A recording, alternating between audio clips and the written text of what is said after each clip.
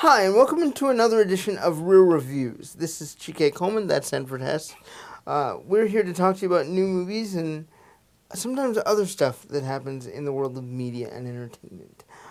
This week, Sanford and I want to focus on a movie that I don't think either of us found ourselves interested in. Were you interested in this film before we spoke about it? No, it was more of us talking about what was going on that led me to watch this movie. Yeah, I agree with you. Okay. It wasn't really on my radar. This one was partially on my radar, and I'll explain why in a bit. The movie we're speaking about is Revenge, the latest film from, I believe, a French female filmmaker. She's female. I believe so. I did not know that. I believe so. That's interesting. That changes potentially some of my thoughts. Yeah, okay. Well, the film surrounds the idea that a French man brings his girlfriend, or what should we call her, mistress? Well, a girl he doesn't know very well, I would say. An American girl he doesn't know very well on a hunting trip in the desert with two of his best friends. Right. The location is kind of very sketchy and vague. Yeah, so I mean, that I think is, the where is kind of unimportant, but it's a very remote house that he apparently owns. Yes. And he and his buddies and his girlfriend party and drink the night away, and then he has to leave on some business, and it's clear from something that the girl unknowingly did the previous night that one of the male friends is attracted to her, and he proceeds to take advantage. The French man comes back. She explains her case. He kind of dismisses it. And she runs away, resulting in something that... Yeah, it's tough at this point to describe the movie without giving too much away. That makes the movie become implausible in every single way possible. Yes. Let's, because we got to talk about the movie. You want to spoil it? Well, I don't know if we can spoil it. We can give a certain amount. How about this? She runs away. Yes. They leave her for dead. Yes. We'll be vague about that. Yes. And then the rest of the movie is that she isn't quite dead. Yes. And she gets her revenge. I mean, the movie kind of gives itself away with the title. Yeah, it really right? does. Yeah. Yeah. Yeah. So here, I have several issues with this film. Okay. I love the color palette scheme. It's way out there, way left field. Love that. Yes. Love the shot composition with how they use the close-ups and what they use images on, although I feel like it could give some people seizures, depending on what shots you're focusing on. Not as bad as other movies, but I totally agree with you. This movie, like Columbus, was another example of a recent movie for me that did the same thing. These are scenes that were carefully constructed and very beautifully carefully laid out. I mean, some of the shots through the windows and through the colored glass, or the way that they frame it, even just the opening shot where it's sort of a desert with this approaching helicopter. And you're not really moving, you're just studying the shot. And it's like a small prick in the distance becomes a larger prick, a larger... I love those kinds of shots. Yeah, it was the visual aspect. Those shots, that was amazing. Camera composition A+.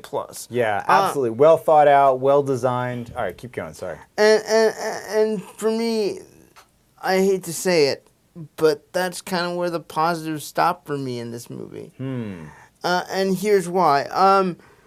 The way the character goes about taking her revenge is stupid. How flighty the character is at the beginning of the movie is stupid. Every action the character takes, even as they're getting their revenge, is stupid. You're supposed to be rooting for this girl to take down these quote-unquote bad people when we can't tell you why they're bad people. Can we? I don't think we can. I mean, one of them raped her. One of them raped her. That's one reason. But you really don't get much character growth from anybody in this film. That's true. I mean, she is presented at the beginning, like you say. I mean, I'm not sure.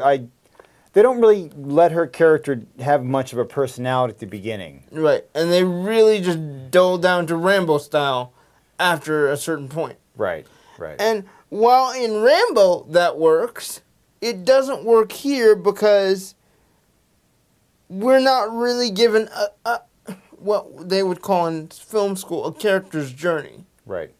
It's just these things happened and then she became blah. Right.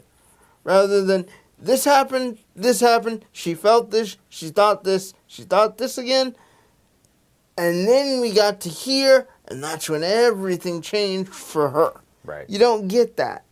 And that's what this movie needed to be so much better than it was. So I got to pause here. I got to look up to see if it was a female director I believe or a male so. director. Because the fact that it's a female director leads me to play more to the side that says, okay, so maybe this is a sort of revenge fantasy, from the woman's perspective. The female Rambo, so to speak, or Death Wish, or pick your sort of favorite vigilante movie. Yes. They done her wrong. Now look out. Yeah. So I do think that's an interesting aspect to it. I don't know if that. What did you dislike? Is going to be my question. We know what each other liked, or is there more that you liked that we're not talking about yet? Hold that thought while I research this so quickly. Okay, another thing. Embarrassing. Another thing that I will say is, you're given good cause for her to want revenge. I mean, and the other thing that I like is that they don't show the full assault that she endures. After a certain point, it's implied. Right, right. And that I appreciate because our culture is so desensitized to assault at this point that showing the aftermath is much more important than showing the actual act. So I totally agree with you. Okay, so she is a woman. We verified that. Yes. I totally agree with you that I appreciate the restraint in terms of the rape scene, where one of the things I didn't like about this movie is the lack of restraint in terms of the gore. I personally, I mean, I've seen a lot of horror movies. I know there are certain types of horror movies that I don't really enjoy. Yeah. And I would call them horror porn. Yeah. So Saw is a good example of a kind of, Hostel. None of this surprises me. I hated Hostel, by the way. Yeah. So I'm not a big watcher of movies that are gross for grossness sake. I mean, I don't mind violence. It's kind of like nudity, I guess, in the sense of it should fit with the story. Yeah. And this movie had gratuitous violence in the way that some movies have gratuitous nudity. Yeah. I'm of the mind that they could have gone further than they did. Like, they took the easiest possible route out. I disagree. I mean, I think that, I'll just give an example. The scene where the guy walks over the glass. That was just too much. Well, yeah. So, I mean, in a normal movie, I'm thinking of like Die Hard, right? In Die Hard, you haven't seen Die Hard, right? No. A future viewing for real reviews. Yes, Christmas 2018. So, yes, all right, you're locked and loaded. Yes. So, in Die Hard, there's a scene where, I'm not giving too much away, where he walks over some broken glass and cuts his feet. Mm-hmm. And it's kind of a plot point because, now he's bleeding, and so that's sort of, that impacts his journey and also makes him easier to track. Yeah. But it's played as a sort of plot point. So, in Revenge, the guy walks on the glass, and there's a 90-second, 2-minute scene that felt like 2 hours, where he's digging into his foot repeatedly to pull out pieces of glass. Yeah. And it's not just, I have some glass on my foot, I'm going to take it out. It's, it's exactly that. I'm sitting here watching it going, okay, that's an interesting decision to make, that they would spend so much time to this, because it really didn't impact the plot in either way. Yes, the guy walked on the glass. Yes, he pulled it out. That could have been treated like the rape scene in the sense that you imply it and then you move on. And you hear the noise and you move on to where's she at. Yeah, and I mean there are other scenes of violence in the movie that were even more graphic and more disturbing. Like the very first revenge is more graphic than anything else and that happens in the movie. And also the manner that she sort of frees herself from her first major predicament. Can we just talk about how dumb it is that she's like, this peyote was in my locket, so I'm going to take it, and then I'm not going to feel anything that's about to happen to me. Yeah. And suffer through 60s level acid trip delusions. Yeah, although I did like the way that they shot the peyote trip. I thought that was good. Yeah. But but they got really gratuitous in that point, too. They did. And, okay, so ready for my alternate ending? And I wanted to stay around. I was kind of hoping that there would be a last scene that would sort of play to this. But here's my theory of this movie. Ready? Okay, go. So when she's tripping on the peyote, there's a series of times that she wakes up and kind of goes through this sort of sequence of events. Yeah. And then it kind of starts over again. 3 or 4 times in a row, so to speak. So you're okay. So maybe the entire rest of the movie is in her head. And one of the reasons I kind of have that theory is because in each of the times that she wakes up in the sort of peyote sequence, she has, and again, I just kind of a little bit of detail, but not too much here. She has a cut, and that she's sort of cauterized, right, with some metal of a beer can that left a perfect kind of tattoo on her of a phoenix of the image from the beer can. And when that happens in the dreams or the peyote sequences, you can say, oh yeah, well she's tripping, of course. She's imagining this kind of thing. But then even the final time that she wakes up, she still has that sort of perfect looking mark on her stomach, as opposed to just kind of a big old nasty cauterized festering wound. So then I was like, well, maybe this whole last sequence is a dream sequence too, and there's sort of a final scene where she wakes up and none of it happened. None of the stuff after the peyote trip happened. It was all imagined. It's a little bit of a cop-out of her movie to do that. I don't like that. But I was sort of thinking at the end, ooh, maybe that's going to happen because because of the tattoo. Thoughts? I agree with this. Okay. On multiple levels, considering the things that she saw in the dream prior to that. Right. Where she's headshotting the one dude, getting stabbed by another. I buy that entirely. Okay. In fact, it would make me feel better about the movie overall. Okay. Even if it is a cop-out. Because, honestly, I would take that over what I had to sit through for 2 hours. And, in fact, I've seen this genre done better. Agreed. Have you ever heard of, and you may have, the I Spit on Your Grave film? I heard of it, not seen it.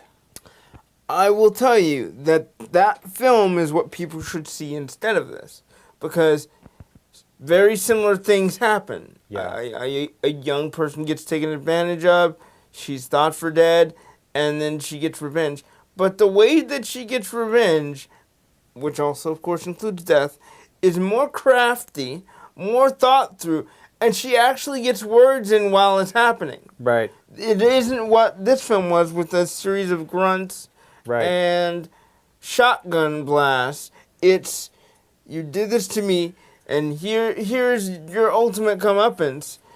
Because you like doing this to me, I've now done this to you, and it's kind of a parallel of the harm that they've inflicted. And it became a modern film series in the 2010s. Okay. And I can't say I love that film franchise, because I don't. It's hard to get through. But every time I watch it, just to hear what the main heroine is going to say, and how empowered that heroine feels through those moments, you get none of that in this film. Right. I'll give you another example. Ready? Yeah. Buffy the Vampire Slayer. Oh, heck yeah. Talk about character development and somebody going from, the initial way they were in the beginning of the film to going through these series of, killing one character after another, developing as a person, and with so much more style, humor, and everything else. Yeah. Not that revenge is in any way trying to be humorous. I mean, that's not not at all. In any way, yeah. Other than the fact you see the Frenchman punch this guy at least, what, twice? Punch the sky? No, punch the guy with the beard who actually... Oh. Yeah. Well, but even, I mean, the moments of levity are, so yeah. So I agree with you. You know, so something that I feel about movies is I will always buy into the sort of, you know, hey, things are different in this world, right? Mm-hmm. I'm not, you know, I obviously if you're demanding realism from every movie you're going to see, you're never going to watch science fiction. I agree. You know, superheroes, whatever. But I would like consistency in the world that they're presenting to us, okay? And in here, there's none. Also, can I say, I thought the ants were going to have way more of an importance than they did. Yeah. Yeah, I mean, that was more of just or the visual. Animals themselves. Like, one spider gets completely, no offense, whizzed on. Yes. And I thought, well, the spider might have something to do with the girl's recovery. Like, what's the deal with that? Why would you zoom in on a spider getting whizzed on and drowning? Right. Well, agreed. I mean, and you know, and some of those scenes are played, like, actually the first scene with the ant sort of having the blood dropped on it, visually was interesting. Yeah, I would watch that on a Planet Earth documentary if you gave it to me. Yeah, I mean, the spider being whizzed on was not so much an interesting visual. I don't know what point they were trying to make, except for this guy is a totally repugnant person. Yeah. Period. Let me go back to criticizing the reality of this thing. Okay. Because from the sort of moment that she sort of restarts the second half of the movie, here's somebody who theoretically was close to death, hasn't eaten, hasn't had anything to drink except part of a beer, with the rest of it, you know, from that she uses. The peyote counts. Peyote, I guess, a little bit. And then from that, she then proceeds to walk miles barefoot, run. Right. You know, I mean, she runs does all flat out for like 30 miles an hour. Yeah. Chase this other guy, shoot this big gun. I mean, she does all these things, and then the sort of closing fight sequence. I mean, all these things that the she closing does. fight sequence is the dumbest thing I've seen in cinema this year. Two people chasing each other around a circular house. Yes. Yeah. Yeah, that was really, I don't know, but a good use of saran wrap. I kind of liked that scene. I was like, oh yeah, there's a good idea. You know, that's priceless. Yeah, that was the best part of that last scene. And can I just ask, what happened to her shoulder? Like, she, spoiler, gets shot at some point. Right. No, I think it was her ear. I mean, they shot off her earring or something, it implied. Oh, earring, not her shoulder? Okay. I think so, because you sort of saw the earring on the ground. I actually thought it was hard to tell. It looked like there was part of her ear there, too. I didn't know whether that was she ear wasn't bleeding or bone, shoulder, or whatever, because it never gets addressed. Right. I mean, that's some of the consistency that is sort of lacking. So, you know, that's where I'm like, you know, I will live in your world for the 2 hours that you're putting this on the screen, but I ask of you, the director, to give us something that is internally consistent. Yeah, and I think directors are having a harder and harder time with that these days. Well, you know, it's tough because you're saying, hey, we're going to do, I mean, I don't know if I would call this a superhero movie, but she has... You're alienating a girl who has been sexually assaulted. Yeah. You're rippling a girl who's been sexually assaulted. Rippling, I like that as a verb. All right. So, having said that, would you recommend this to people to watch? I'm not sure I'd recommend it. I mean, I would certainly tell anybody who plans to watch it that it's a tough movie to watch for a number of reasons. It is stylish. I would say it's triggering as well. I forgot to mention that. There you go. Yeah, I mean, that's an interesting thing to warn people about these days, but that is very topical. That it would be if you have gone through any kind of emotional or physical or domestic violence, this movie is going to be a triggering effect. That's true. The only reason to watch it, I would say, is for some of the shots, which are beautiful. Yeah. But I would say on balance, not worth the rest of the time to watch the rest of the movie. I agree with you completely. Like Sanford and I said, it's very triggering, so that if you have been involved in any domestic, sexual, or otherwise verbal abuse, do not watch this movie. It is not healthy for you in any way, shape, or form. Even if you like horror movies, this is not the movie to see. If you are someone who is going through film school and wants to see interesting and unique shots that you could probably incorporate into your next film, see this movie for that. But do it with the sound off.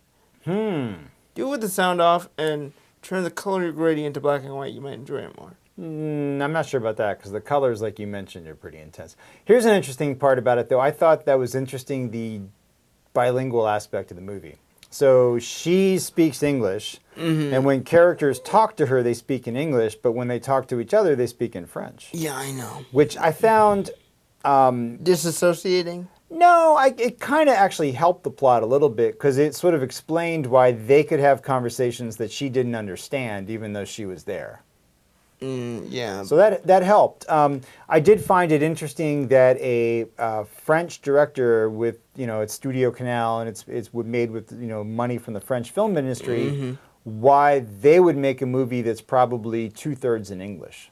That part intrigued me because normally you would not hear a lot of English in a French film. Yeah, this is true. I still wouldn't say go see it unless you have a really good reason cinematically to do so. The last thing I want to talk about today, and this is tough because as of this recording, today, the 8th of June, it just occurred. Anthony Bourdain, renowned chef, host and author, and producer and creator of Anthony Bourdain Parts Unknown, passed away at the age of 61 via what is being reported as apparent suicide, but has been confirmed to CNN to actually be suicide by hanging. I want to talk to you a little bit about what I know about this chef, which is, while it's next to nothing from his personal life, professionally speaking, this man was humanity at its very best. I say that from the point of view of knowing that he, at his early years, was a drug addict at the age of 17 through to, I believe, the late 1980s, and then by some miracle got out of that and kept going into cooking and parlayed it into a career where he could travel and eat food. But it didn't really stop at just traveling, eating food. It went into culture. It went into what very deeply makes us all human and makes us connect, which is sharing a meal with one another. And there's a value in that, because there's stories to tell within that. You think about times and you've heard, people who, were injured in the Paris attacks, being able to share a meal with a stranger when they felt completely alone and isolated after such a traumatic event. You think about the survivors of the Ariana Grande attack, when their family members couldn't find them and strangers took them in. You think about all that compassion and generosity that takes place within tragedies and moments of complete confusion and disarray, and food and companionship and genuine interest in human life propels those people who are both victims and survivors forward. That is what this man, this chef, this person brought to the world, not just in the United States, but also globally. He went out of his way to understand and ask questions about others. This is something that is very similar to the way films and movies can motivate and move society forward or push it back, depending on what you're looking at in cinematic history. This man worked very, very hard, as far as I can tell, to tell stories of cultures we couldn't even possibly fathom existing. And yet he did so for 5 years and 11 seasons on his Peabody Award-winning show Parts Unknown. And I think the way he cares about food and compassion for learning other cultures and ideals and learning about humanity so same true for film. And Sanford, I know you probably had a few theater experiences where culture has been illuminated for you, where you have seen things that make you rethink what that culture or that piece of industry says about the world. Can you name one or two of those for us? Something that jumps to my mind, and I don't remember the name off the top of my head, it was a documentary about migration in China. So basically, this came out around 2011 or so, and I can't recall the name, but a lot of people who work in the cities in China are from the countryside. And this was a documentary about the sort of, during the New Year, a lot of them go home. And so pretty much the entire movie was about just these, all of these people heading out from the cities where they were living in sort of these very tightly grouped areas to the countryside, and also just about the different patterns of life. And you make a really good point, because, traveling and seeing the world is a wonderful way to do it. But film is one of those really few experiences that can bring the world to you. And so here we could watch with this documentary, for example, and understand and grasp, because we can see and hear what it's like for people on the other side of the world who live an incredibly different lifestyle than we do. Yeah. But it's brought to us through film. Yeah. So, I mean, I think you're right. I think film, to me, again, is more so because it combines listening and seeing in a way that, looking at pictures would never bring it to mind, or reading about something, that it can actually truly show us and take us there. It's a different experience entirely. I agree. And when I think about those same ideals and that same subset of thought, I think of movies like Ida, which I believe you saw. I did not. You did not? I know what it is, but I did not see it, yeah. Okay. That is an interesting film on a nun who takes a journey across the country to meet and spend time with her aunt, and what she deals with and sees about the world that she finds is beautiful and fascinating, or brutally ugly and disheartening. Right. And what she finds and discovers about the world and about herself is what engages viewers and endeared them to that film during the Foreign Language Academy Awards of that year. I also think about the documentary Paperclips, which is about students trying to connect to the Holocaust. They're kids who see the value in human life and are trying to understand the atrocity that occurred decades before they were even thought to exist. Right. So things like that connect us. Films connect us. Food connect us. Remember your humanity. Remember to be compassionate and kind to others. If you need help and you do feel depressed, I sometimes myself do, call a friend. If you feel suicidal, please do call the suicide hotline. And be kind to each other and embrace one another rather than finding ways to separate yourselves. That's been Real Reviews for this week. I'm Chike Coleman. That's Sanford Hess. We will see you later. Bye, guys.